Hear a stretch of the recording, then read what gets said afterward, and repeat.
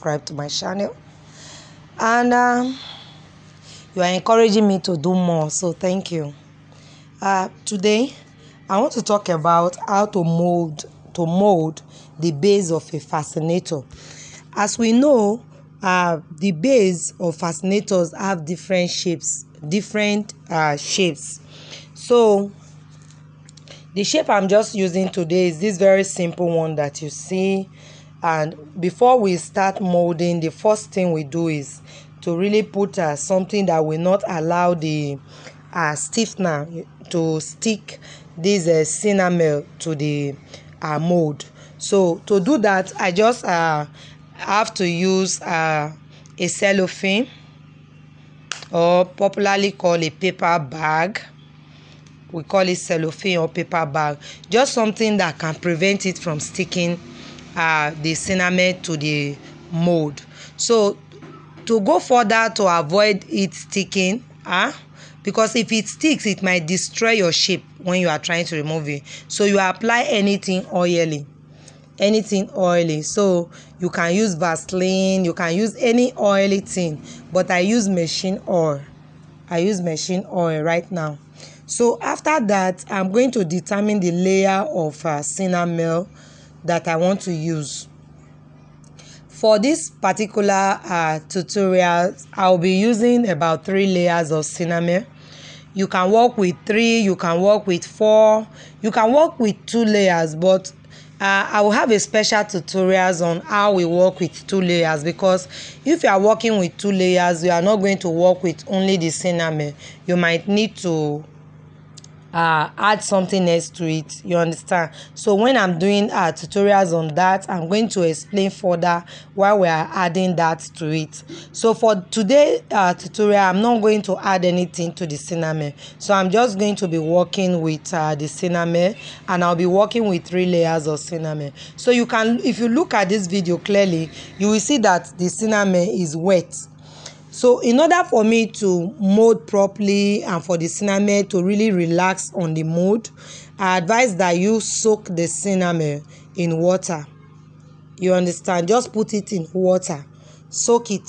It will become soft. It will help you to mold. It will help the enamel to follow the shape of the mold properly. So I advise that you soak it. If you are using it dry, sometimes it might lead to it even breaking. You know, enamel have a way of easily breaking if you are not careful with it. So, but when it's wet, you can do anything, fold it to any shape, and it will adjust to it. So right now, I soaked the 3 layers in water, and then so it's soft for me to actually pin. So I'm trying to pin it to follow the shape of the mold. So the first thing I do is pin 2 opposite sides tight enough. Then I'll pin the other part again. Then I'll start to arrange it. So after pinning the 2 opposite sides tight enough, I'll begin to arrange. When I get to the part that I already pinned before, if the enamel is not well relaxed at that point, I'm going to take off the pin and then adjust it again. So I'm just making sure that there is no space, no part of this enamel is swollen. I'm just trying to mold it. You see, I'm following it up with my hands, guiding it, supporting it. I will not lie to you. This process for me is usually stressful. The pin sometimes will want to like hurt my hands, so sometimes it's stressful for me as far as I'm concerned. But what do we do? When you are doing your work, you have to ensure that it comes out well. So as much as possible, I try to mold it and make sure that it's very smooth as I apply force to the pin to enable me pin it. Because if you don't pin it smooth enough, if it's not smooth enough, at the end of the day, it might not really come out well. You have to get it, so you have to have this enamel swollen and the real shape is not there. You understand me? So as much as possible, make it tight. You see what I'm doing now? Every part that is not relaxed, I pull off the pin and repeat it. Make sure that I mold it down for it to really relax. It's very, very necessary. Mold it down to make sure that it is relaxed. So I check all the edges and make sure that is very, very relaxed. So as you can see now, the shape of the mold is really out. You understand? This is the essence. If you don't mold out the shape properly, it means you've not done a good job. So right now you can see the shape of the mold that I'm using is really, really out the way the mold was before. That is how this cinnamon that I just finished molding now is. So you don't have to be in a hurry. When you see any part that you need to correct, take the pins out and correct it. This, like I said before, this cinnamon is wet. I soak it in water for just like 1-2 minutes. Just soak it in water a little. It will help you to mold it better. It will help the cinnamon to fold and adjust to the shape of your mold as much as possible. Okay, I am done molding. I am done with my molding process. The next thing that I will do right now, after pinning and making sure that every part of it is sitting properly, the next thing I will do is to apply stiffener. So at this stage, I will need my stiffener. I just clear off my table and then get the stiffener. So most stiffener, they are very thick. Some of them are so thick. So I always advise that you get a bowl, add a little water, and then turn your stiffener on it. Mix it and make sure that it is smooth. Because when it's not smooth, it will form some kind of lumps in the cinnamon, and it will not be good. So just make sure it is smooth. Mix it with a bowl and make sure it is smooth. So I have my bowl with me, a plastic bowl. Then I turn my cinnamon. I turn my stiffener. Then add some water to it. Then I'm just using a brush to apply it. This process that I'm using brush for, if you don't have a brush, well, it's good you use a brush. But if you do not have a brush, you can use your hands. If you do not have a brush, you can use your hands. Just use your hands to apply it. Just pour it on it and rub it evenly. But when you use the brush, it helps it not to like settle in one place, because sometimes you have this stiffener settling in one particular place and it will not give a good result at all. So in applying it, I use the brush to really brush it very well and make sure that it's spread to every part. Then I turn it over and begin to apply to the folded edge too. Remember, this folded edge is also useful. So while applying the stiffener to it, you have to still apply to the molded edge. Very important. So I'm done doing that now. I just put it in sun. If there is no sun and you are in a hurry, you can use your hand dryer or anything to dry it. But the truth is, I kept it in sun. I left it. I came back the next day to continue this particular project. Yeah. So as it is now, it is dried. You can see it is dried.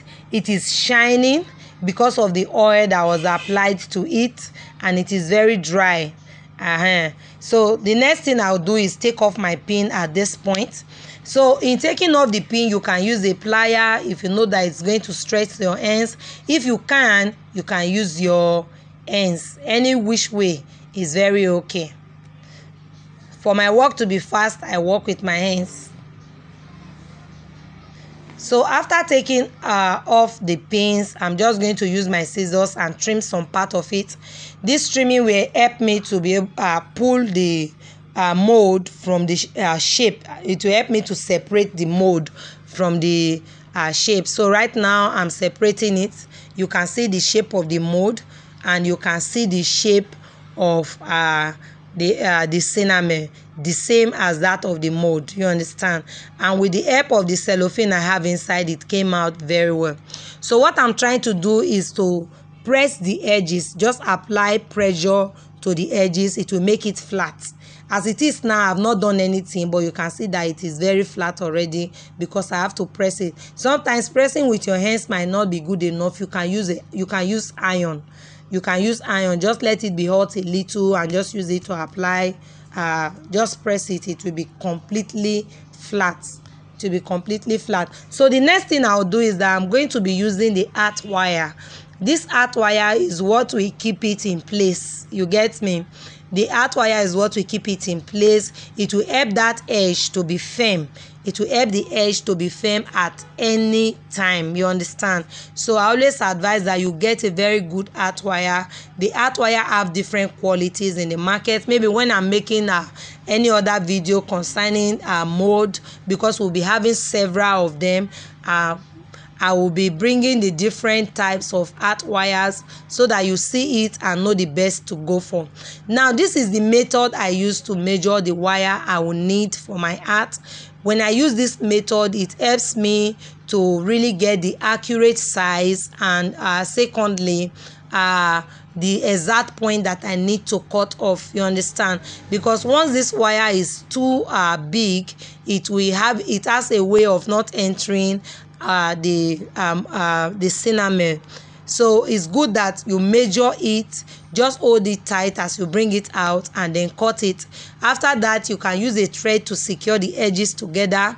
If you do not have a thread, you can use what do I call it now, a tape, sellotape, to secure the edges together, after which you now put it into the fascinator base. You understand? So for me, I'm just working with thread. I'm going to secure the edges with thread, and after which I will put it into the fascinator base.